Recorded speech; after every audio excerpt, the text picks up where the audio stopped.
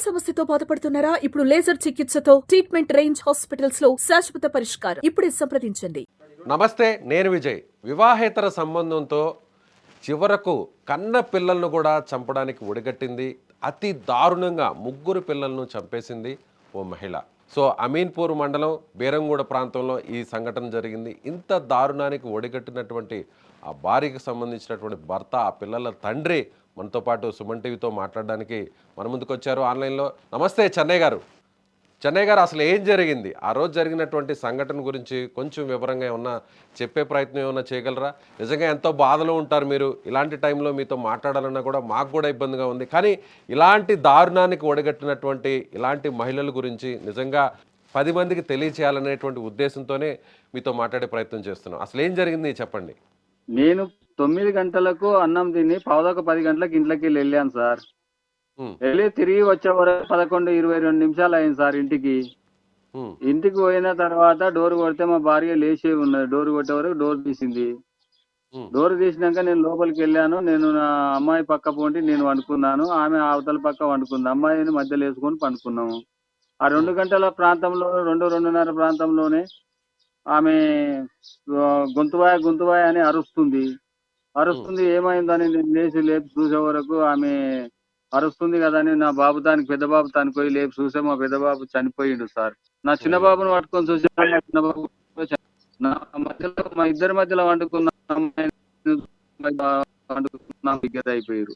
ఇంక నేను పక్కింటోళ్ళకు ఆ ఇంటోళ్ళకు అరిస్తే వాళ్ళు వీళ్ళు లేచి ఆ అమ్మాయిని మా భార్యను హాస్పిటల్కి చేర్చండి, మా భార్య సవబతులు ఉందండి అని అంటే హాస్పిటల్కి పంపించినాం సార్. హాస్పిటల్కి పోయింది, చూపించాము.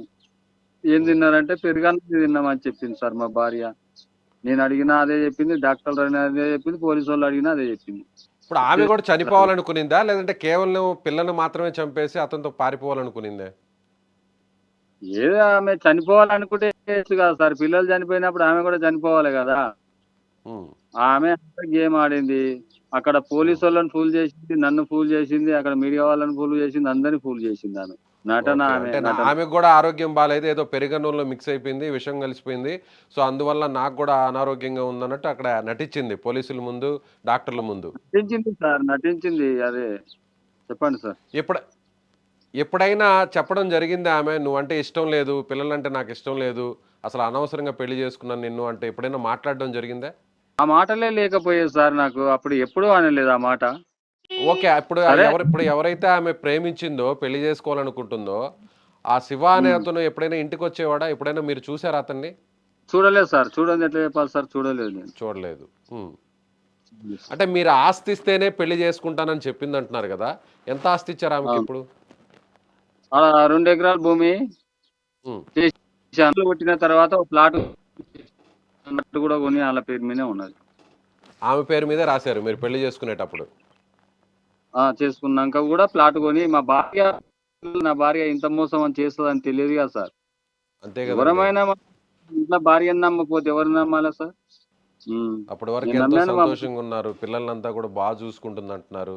కేవలం అతనితో హ్మ్. పరిచయమైన తర్వాతే ఆమె ఈ విధంగా మారిపోయిందంటున్నారు. అంటే ఇప్పటికి 6 నెలల సమయంలోనే ఇదంతా జరిగింది అని అంటున్నారు పోలీసులు. 6 నెలల కిందటే ఈ గెట్ టుగెదర్ మీటింగ్ పార్టీ జరిగిందంటున్నారు. అంటే 6 నెలల్లోనే అలా మనిషి మారిపోతుందని ఎవరు అనుకోరు గదా!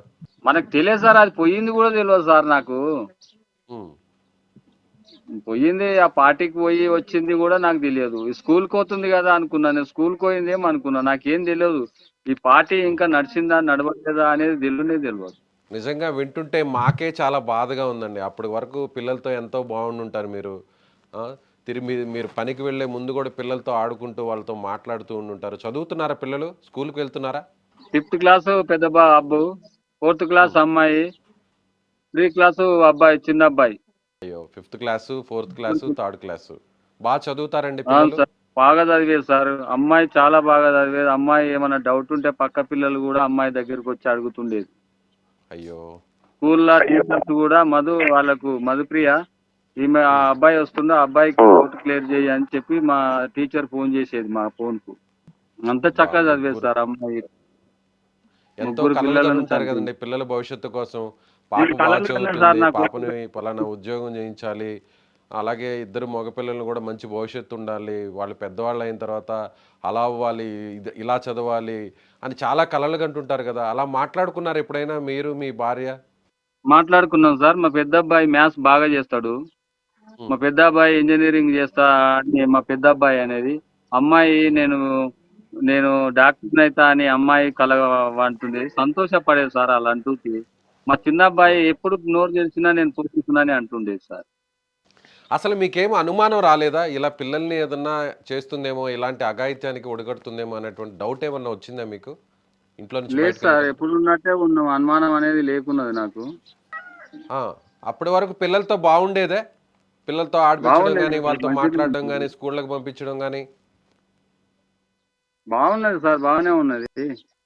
తరచూ మీతో గొడవ పడేది అంటున్నారు. గొడవ ఎప్పుడు పడలేదు సార్. ఆ గెట్ టుగెదర్ పార్టీ వచ్చినప్పుడు ఒకసారి గొడవ చిన్న ఎవరు మాట్లాడుతుర్రు అని ఒకసారి మందగించాను. అంతేగాని ఏ గొడవ లేకపోయేది సార్. ఆ గెట్ టుగెదర్ పార్టీ తర్వాతే తనంతా మారిపోయింది. అంటే ఆ గెట్ టుగెదర్ పార్టీ ఎప్పుడు అవును జరిగింది? సార్. ఇప్పటి వరకు ఎన్ని నెలల తెలియదు కింద సార్, జరిగింది ఆ ఎప్పుడు పార్టీ? జరిగిందని ఎప్పుడు జరిగిందని నాకు తెలియదు సార్. ఏ ఏ డేట్ ఆ, అని కూడా తెలియదు నాకు. తెలియదు అసలు మీకు. ఉమ్. తెలియదు సార్. ఆ తర్వాత గొడవ పడిందా, ఆమె ఏమని ఊరు గొడవ పడింది? సార్, ఆమె చెప్. గొడవ నాతో ఏం ఆడలేదు. ఉమ్, గెట్ టుగెదర్ పార్టీకి వచ్చినాక ఫోన్ మాట్లాడుతుంటే ఎవరు మాట్లాడేదంటే నా డి మేడం అని చెప్పేది స్కూల్ గురించి. ఆమె ప్రైమరీ స్కూల్లో టీచర్ గా పనిచేసేది. పిల్లల పేరెంట్స్ వాళ్ళు డైలీ ఫోన్ చేసేది. వాళ్ళే అనుకునేది సార్, నాకేమీ డౌట్ లేకుండా ఉండే. కానీ 12 ఏళ్ల బాబు, 10 సంవత్సరాల పాప, 8 ఏళ్ల బాబు, ఈ ముగ్గురు ఉన్నారు కదా, ముగ్గురితో ఏదైనా ఏమన్నా తిట్టడం, అంటే గెట్ టుగెదర్ పార్టీ జరిగిన తర్వాత పిల్లల్ని ఏమన్నా అరవడం, వాళ్ళని ఏమన్నా కొట్టడం అలాంటిది ఏమన్నా చేసేదే? చేసింది సార్. పిల్లలను కొట్టేది? ఆ, ఆ, పిల్లలు బయట ఆడుకునేటప్పుడు పట్టుకొచ్చి కొట్టడము చేసింది. 2 సార్లు కొట్టాది. కొడితే ఉమ్, చెప్పాను, ఎందుకు పిల్లల్ని ఎందుకు కొడుతున్నావు, ఆడుకునే టైంలో ఆడుకుంటారు, నువ్వు ఉమ్, పిల్లలను అట్లా కొట్టకు అని చెప్పి నేను చెప్పాను. ఉమ్. అంతే సార్, అది జరిగింది. అంటే మీ పెళ్ళై ఎన్ని సంవత్సరాలు అవుతుంది ఇప్పటి వరకు? 13 సంవత్సరాలు అయింది సార్. 13 సంవత్సరాలకు అయిపోయింది. ఓకే, పెళ్ళైన సంవత్సరంకే పిల్లలు పుట్టారు. అవును సార్. ఓకే. ఎట్లా మీ బంధువుల అమ్మాయా, లేదంటే వేరే బయట సంబంధమా? బయట సంబంధం సార్. మా ఊర్లో వాళ్ళ అక్క వచ్చి ఉన్నది సార్. వాళ్ళ అక్క నాకు రెండో సంబంధమే సార్. ఫస్ట్ భార్య మా డెలివరీ కాక చనిపోయింది. ఉమ్. ఈమె రెండో సంబంధము. అంటే ఈమె రెండో భార్య మీకు? రెండో భార్య సార్ నాకు. తల్లిదండ్రుల బలవంతంతో ఏమన్నా పెళ్లి చేసుకుందా, లేదంటే ఇష్టపడే పెళ్లి చేసుకుందా వాళ్ళు మిమ్మల్ని? వాళ్ళు ఎట్లా ఒప్పించారు ఏంది నాకు తెలియదు. ఒప్పించినప్పుడు ఈమె ఏం చిన్న పిల్ల ఉండేనా సార్? అప్పుడే ఉమ్, వద్దని నేను వేరే వాడిని చేసుకుంటా అని చెప్పొచ్చు కదా సార్. నా ఆస్తి రాసిస్తే నాకు పిల్లని ఇస్తున్నారు. ఇచ్చాను, నేను ఆస్తి రాసి ఇచ్చాను. నాకు ముగ్గురు ఉమ్, పిల్లలు తల్లి అయిపోయింది. తల్లి ఉమ్. అయినాక ఇప్పుడు ప్రేమికుడు వచ్చిండు అని అంటే ఏంది సార్ అది? ఇది ఎక్కడ ఆమె వయసు న్యాయం? ఎంత అండి ఇప్పుడు? నా పిల్లల చంపి నా పిల్లల చంపి అధికారం ఎవరు ఇచ్చారు సార్ మరి? ఒక తల్లి ఈ విధంగా పిల్లల్ని దారుణంగా చంపడం, అందులో వేరే వ్యక్తిని పెళ్లి చేసుకోవాలనే ఉద్దేశంతో చంపడం నిజంగా దారుణం కదా. అసలు మీకు ఎప్పుడు ఈ విషయమే తెలియదు, ఇంకొక అతనితో ఆమె ప్రేమలో ఉందని, ప్రేమిస్తుందని, పెళ్లి చేసుకుంటుందని ఈ విషయం అసలు మీకు తెలియదు? తెలియదు సార్. అయ్యో. తెలిస్తే నేను ఎంత జాగ్రత్త పడకున్నా సార్, నా పిల్లలను నేను జాగ్రత్త పడేది. ఆ ఉమ్. పిల్లలను చంపి మా ఆస్తులు తెంగిపోవడము, మమ్మల్ని చంపి తీసుకోపోతున్నది. అది మనిషా, మానవత్వం లేని మనిషి. అది ఎందుకు కుటుంబంలో లాంటి మనిషిని ఎందుకు ఉంచాలి సార్? ఒక ఆ ఒక రోజే చిన్న మీకు పిల్లకు అనుమానం రాలేదా? అంటే ఎట్లా, పెరుగన్నంలో విషం పెట్టిందా, లేదంటే పోలీసులు చెప్తున్నట్టుగా టవల్ని ముక్కు నోటు మీద పెట్టేసి ఊపిరాడకుండా చంపేసింది అంటున్నారు పోలీసులు. అసలు ఏం జరిగింది, ఎలా చంపింది అంటారు? సార్, నేను పెరుగన్నం తినబెట్టేటప్పుడు చూడలేదు. అమ్మాయికి తినబెట్టేటప్పుడు చూశాను సార్. ఉమ్. అబ్బాయికి తినబెట్టేటప్పుడు చూడలేదు. నలిచింది చూడలేదు. నేను చూడండి ఎట్లా చెప్పాలి సార్? అవును, అంటే మీకు ఏం చెప్తున్నారు పోలీసులు, ఏం చెప్తున్నారు అంటే పెరుగన్నంలో విషం పోలీసులు పెట్టిందా, లేదంటే ఊపిరాడనీయకుండా టవల్ తువాలు అడ్డం పెట్టి చంపేసింది అంటారా? పోలీసులు ఏం టవల్ అడ్డం చెప్తున్నారు? పెట్టి చంపేసిందని పోలీసులు చెప్తారు సార్. టవల్ అడ్డం పెట్టి చంపింది అంటున్నారు. మీరు ఏం పని చేస్తుంటారు చెన్నయ్య గారు? వాటర్ ట్యాంకర్ నడుపుతా సార్ నేను. వాటర్ ట్యాంకర్ నడుపుతుంటారు. మీరు వెళ్ళిన అవును. తర్వాత ఎంతసేపటికి హత్య చేసింది ఆమె? ఇప్పుడు ఫైనల్గా ఇలాంటి వాళ్ళని ఏం చేయాలనుకుంటున్నారు? మీ కట్టుకున్న భార్య, మీ ఇలాంటి కన్న వాళ్ళు పిల్లల్ని, ఎన్నో కలలు కన్న పిల్లల్ని ఇలా చేతులారా కిరాతకంగా వేరే ఒక వ్యక్తితో వివాహేతర సంబంధం పెట్టుకొని కేవలం కొన్ని నెలల్లోనే మనసంతా మారిపోయి ఆ పిల్లల్ని చంపడం అనేది వింటుంటే మాకే అసలు నిజంగా మాటలు రావట్లేదు. అలాంటిది మీకు ఎలా ఉందో మేము అర్థం చేసుకోగలం. ఏం చేయాలంటారు అలాంటి మహిళలను, అలాంటి వ్యక్తులను ఏం చేయాలంటారు? మీరు ఏం చెప్తారు చివరిగా? చివరిగా చంపేయాలని అంటాను సార్ నేను. నా పిల్లలు ఎట్లా చనిపోయారు అంతకంటే ఘోరంగా చనిపోవాలి సార్ వీళ్ళు. ఎవడు ఉండొద్దు, మిగలకూడదు. ఎవడు వాళ్ళ వెనక ఎవడున్నాడు సపోర్ట్, వాళ్ళని అందరినీ తీసి చంపేయాలి సార్. నాకు అది గొప్పతనం. ఓకే నేను అండి, థ్యాంక్ యూ అండి, వాళ్ళని థ్యాంక్ యూ. వాళ్ళు చేసిన తప్పు నాకు ముద్దా సార్. చిన్న పిల్లలను చంపి అంతా నేను డౌట్, నేను అడ్డుంటే నన్ను చంపాలి. నా పిల్లలు నా వంశం మోస్తుండే, నా వంశానికి లేకుండా చేసేసారు. నన్ను చంపేది ఉండే సార్. నా పిల్లలు ఉంటే నాకు ఎంత ఉంటుండే సార్, నా వంశం నిలబడుతుండే నాది. ఇలాంటి దారుణాలకు ఒడిగొడుతున్నటువంటి మహిళలను చంపేయాలి, ఇలాంటి తన వారసులను లేకుండా చేసేసింది, తనకి ఇంకా భవిష్యత్తు ఏంటి, తన పిల్లలు ఇక లేరు అనేటువంటి ఆలోచన వింటుంటేనే తట్టుకోలేకపోతున్నాను, నాకు ఎంతో కష్టపడి సంపాదించుకున్న ఆస్తులన్నింటినీ ఇప్పుడు ఎవరికి ఇవ్వాలి అంటూ కూడా ఆయన క్వశ్చన్ చేస్తున్నారు.